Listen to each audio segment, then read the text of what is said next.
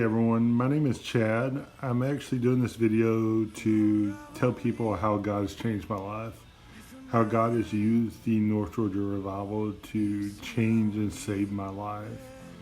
With this video, I'm very nervous. I'm going to apologize ahead of time.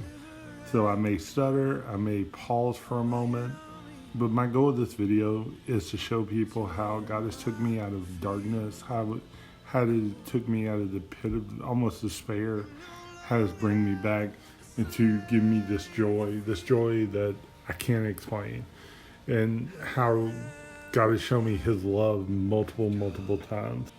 So my story begins, I went to church all my life. I grew up in church, was saved at a young age.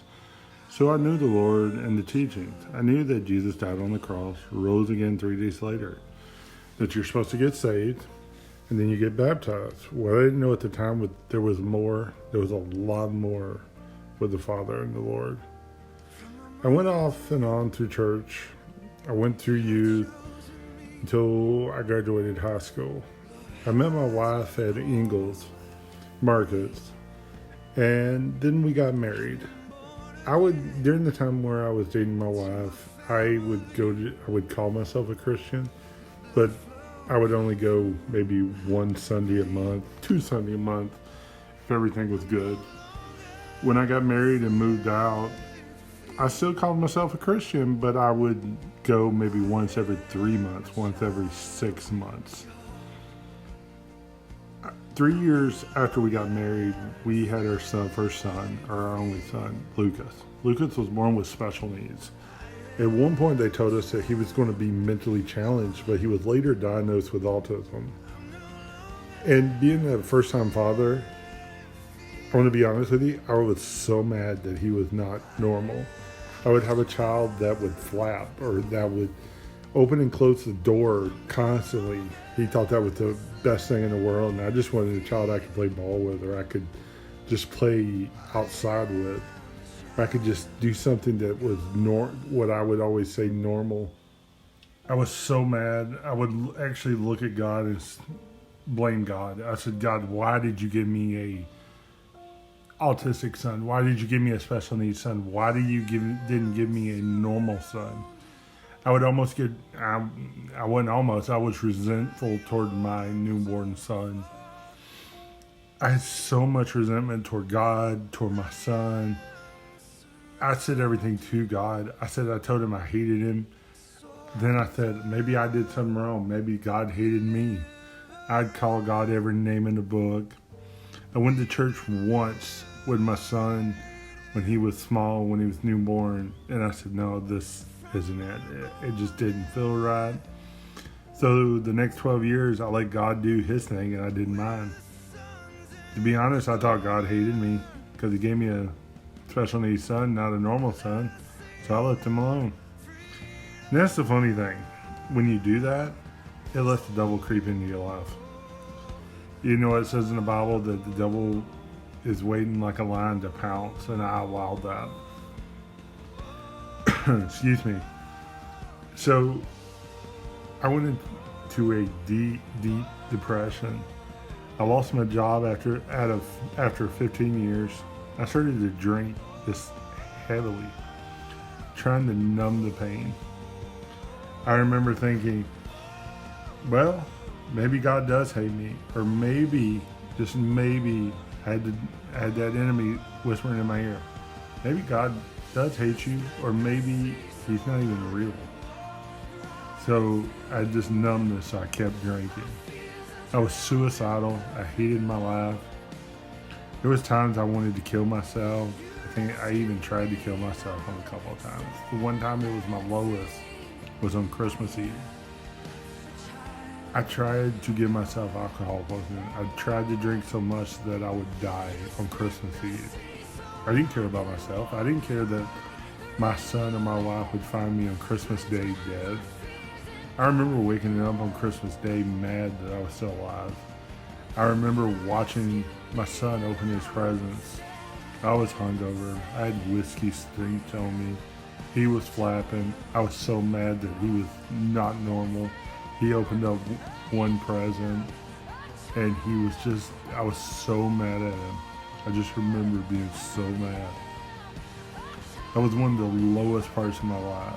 During this time, I remember trying to pray, but I felt the prayers were hitting the wall. And again, I kept hearing that whisper in my ear, maybe God does hate you. You know what? Maybe God's not real at all.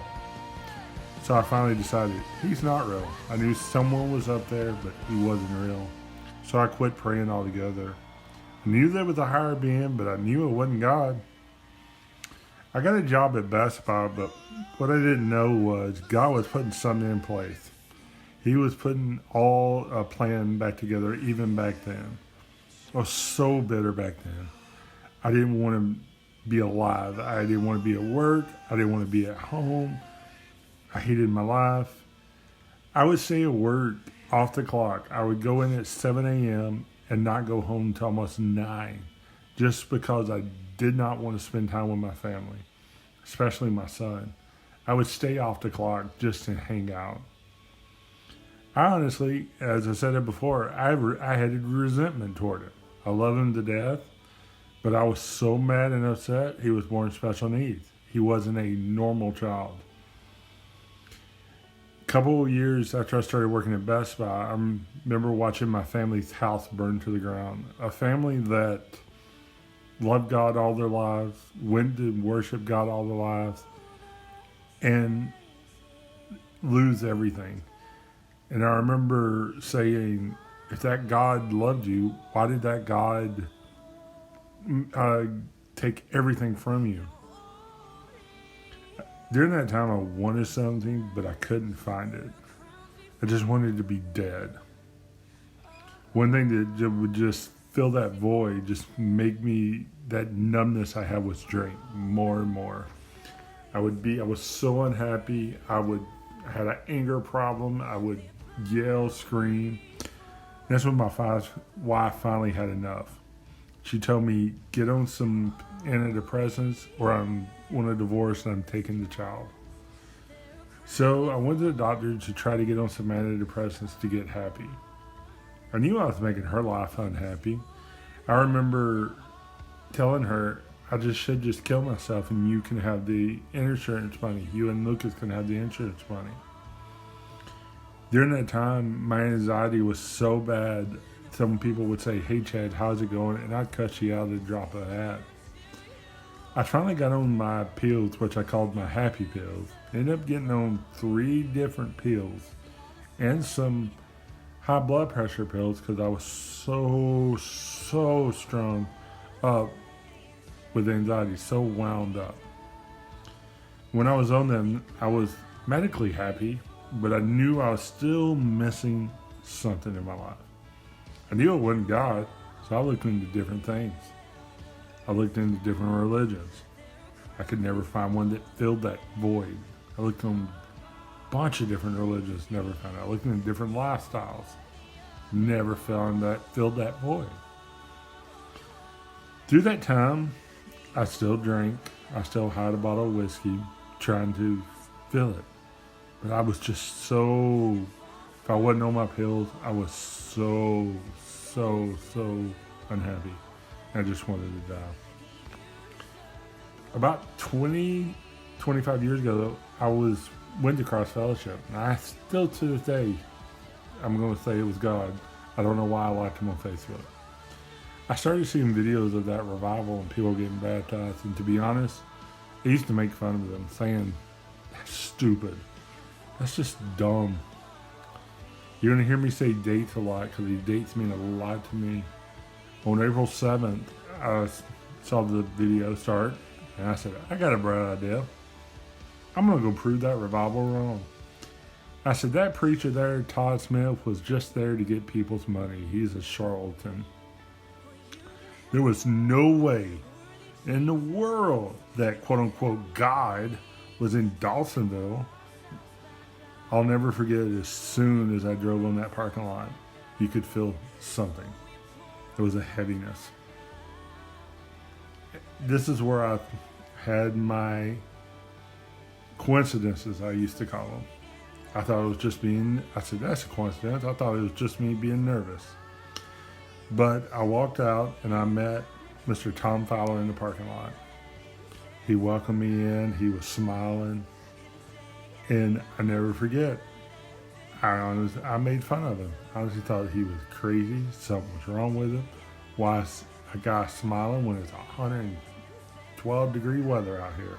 I don't know if it was that hot, but that's just the way I remember. I remember walking into the sanctuary, and one of the worship team people said, "Some people in here have been running for God for a long time, but He's here for you." That was one of the multiple times in the next couple of weeks I almost audible gasped. It scared me to death. I don't remember much of the service, but one thing I do remember is Pastor Robbie Mathis with a big old stick. And me ended up crying in the front of the church at the altar. I remember driving home thinking, God really wasn't there. I don't know why I couldn't quote unquote prove it, but He wasn't there. That was all emotional. That was some coincidence. But I went back, for some reason I went back home and watched the Facebook feed. I don't remember what I put on there, but I commented, and I remember Andy Holbrook reaching out to me and telling me in a nice way, just shut up, go back to church, get in the water, and I'll meet you there. And that really stuck with me. This guy didn't know me, but he was wanting to still talk to me and meet me in the water. I made some excuse, but for the next couple of weeks, he would reach out or always be there when I reached out to encourage me or ask any kind of questions I had. That next Wednesday, I went and I sat behind somebody, another coincidence. Somebody I hadn't seen in over 25 years, Miss Sherry Potts. I used to go to youth with her two daughters. And again, another time where I almost audibly gasped and yelled, and I said, "Oh, that's just a coincidence. That's just another coincidence." I started coming on Wednesday and Sunday nights. But every time I came, I would get broken more and more. At the time, I didn't know it, but God was breaking me down to build me back up. I would drive around during the week screaming at God in my car. I didn't have the radio on. I just screaming, "If you're real, God, move in my life. Are you even real? I don't even think you're real. Move in my life. You have permission." I was begging God. I kept telling Him, I'm sorry. At the time, I didn't think He was listening. But, oh, He was listening. I woke up on April 29th and decided, let's get in that water tonight, just to see what happened. Little did I know God was going to pour Himself out on me, pour out His love on me. So, excuse me. I remember getting in the water and feeling that water was heavy. Yeah, and I kept trying to figure out, I was like, why is the water heavy? How can water be heavy? But I remember stepping in that water, and the lower I get, the heavier it felt. So I kept thinking, oh, there's something they're putting in that water. There's something that's making it feel that heavy. I didn't know at the time that Jesus was meeting me in that water. I remember getting in the water and Pastor Marty looking me in the eyes. I didn't have my glasses on, but somehow I knew he was looking at me in the eyes, and he said, God is real, isn't He? I don't know how he knew that, but he looked at me and said that. That's when I knew right then and there God was real, and He's always been with me, and He was listening, and He still loves me. I remember getting dunked. And after that, as soon as I got out, I felt this joy, this hunger to learn everything I could, hunger to just learn about the Father's love. And I kept getting into more and more. I kept coming to prayer. I kept coming. The more I come, the more hunger I got. On May 6th, what really sealed the deal was May 6th. It was a morning revival service. I went up and got prayer. Let me back up. It was a service by Pastor Karen Smith. She was actually talking about the baptism of the Holy Spirit. One thing about that is, I used to make fun of people who would get, quote, the slain in the Spirit. I would say, there's no way they're passing out. I would laugh and make fun of them. Well, I I got prayed over by Cody Chimbar, and when I was laying on the floor, which I said would never happen, I remember hearing so clearly, quit putting me in the box. God telling me, quit putting me in the box. Honestly, after that, I've had this joy where it's unspeakable. I cannot explain it. I haven't sorry about that. I haven't drank a drop of alcohol since I started going to church. The doctor has taken me off all my medicines. I'm not on a single anti-anxiety. God has cured me from that. He said I don't need it anymore. I'm happy. He says I'm happier. My relationship with my son is slowly starting to repair. But what is so amazing about that, and I'm thankful to the good Lord above, he is now getting a love for the church. He wants to come on Sundays. He's actually getting in trouble at school because he wants to play worship music. And that's where I'm so thankful for God for that. But most importantly, the missing thing I was searching for, the void in my life, is now filled. God is back in my life, and I know that I'm a child of God. And has my life been perfect these last 6 months? Far from it. But honestly, I feel like I've had more problems, but knowing there's no problem too big or too small for my God. And that gives me this peace. My God is always there. One thing my God has showed me is he was there this whole time. He was there when I thought no one was there for me. He showed me he was right there. He's always been there. And that's the amazing thing with me about all this. I grew up learning about God. I knew about God, but I decided to go away from him. He could have and should have said, since you said you don't know me, I don't know you. Or since you said you hated me, I'm going to send you to hell. What I'm so thankful for more and more is that he loves us so much. He's always there. My favorite verse is Paul said in Romans 8:38-39.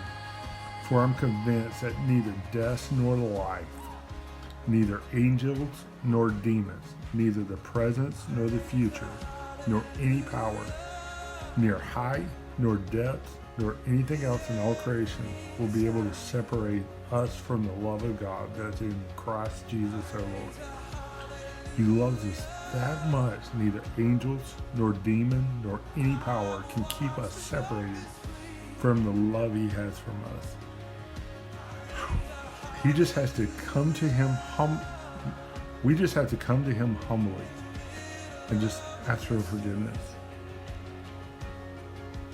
If we, just like I did, we've been away, and repent, it's forgiven like it never happened to me. And I'm so thankful for that. I'm sorry I was getting a little emotional, but my goal to all this is one person can read this and know God still loves them.